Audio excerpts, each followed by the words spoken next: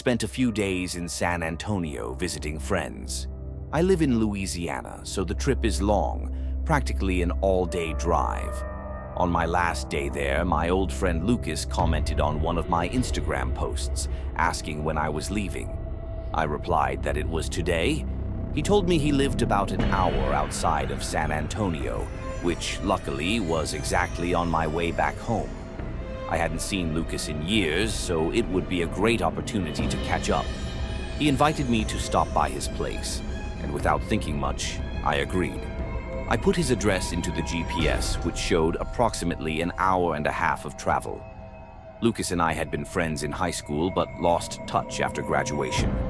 We still followed each other on social media, but we hadn't spoken in a long time. When I arrived, I noticed his house had an old-fashioned style, one of those properties that seemed to have a long history. It wasn't necessarily run down, just aged. The wooden porch creaked under my steps, and when he opened the door, I was surrounded by the scent of old wood, mixed with something rustic, like a secluded cabin in the woods.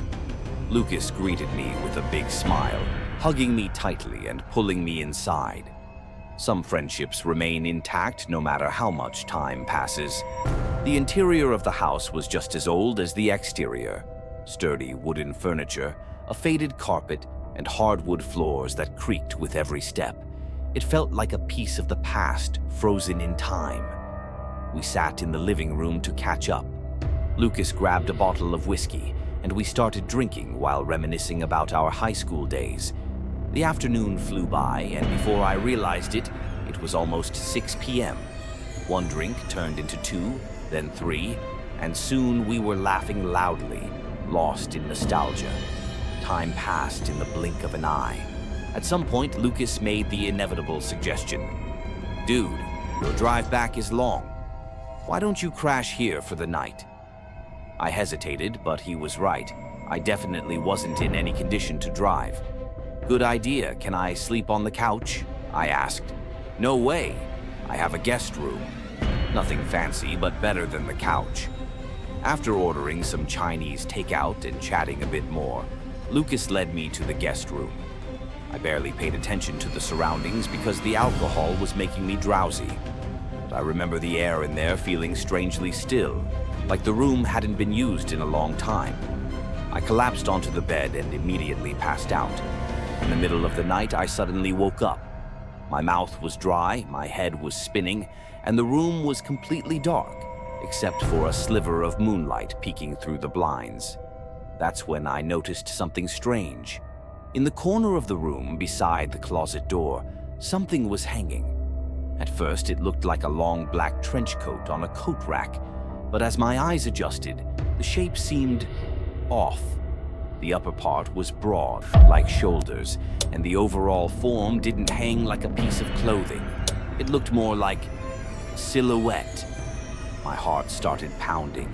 I didn't remember seeing that before going to sleep, but I had been drunk, so maybe I just hadn't noticed. I turned to the other side, trying to ignore it. It was just a coat, nothing more. But the uneasiness wouldn't leave me. Something felt wrong. After a while, I peeked again. It was still there. A chill ran down my spine. I squeezed my eyes shut, took a deep breath, and forced myself to sleep. I don't know how much time passed before I woke up again, but this time it wasn't just discomfort. It was a sound, a slow, careful creaking, like someone lightly stepping on an old wooden floor. I jolted awake. The room was now slightly more illuminated by the early morning light creeping through the blinds. I turned my head toward the corner. The silhouette was gone. My breath caught in my throat.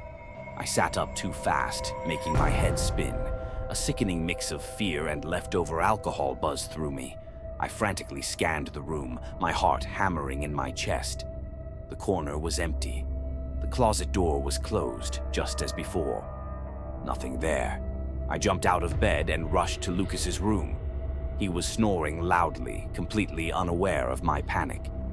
I shook him until he finally woke up, confused and groggy. "The coat," I blurted, almost breathless. The black trench coat on the coat rack in the guest room. He furrowed his brows, still half asleep. What coat? I don't even own a trench coat, he muttered, blinking groggily. My eyes widened. The one that was hanging on the closet door. It looked like a person. Lucas sat up, looking more awake now. I don't even have a coat rack in that room, man. My stomach twisted. I waited for him to start laughing and say it was a joke, but his expression remained serious. A shiver ran down my spine. Come see, I insisted. He sighed and followed me to the guest room. I pointed to the corner.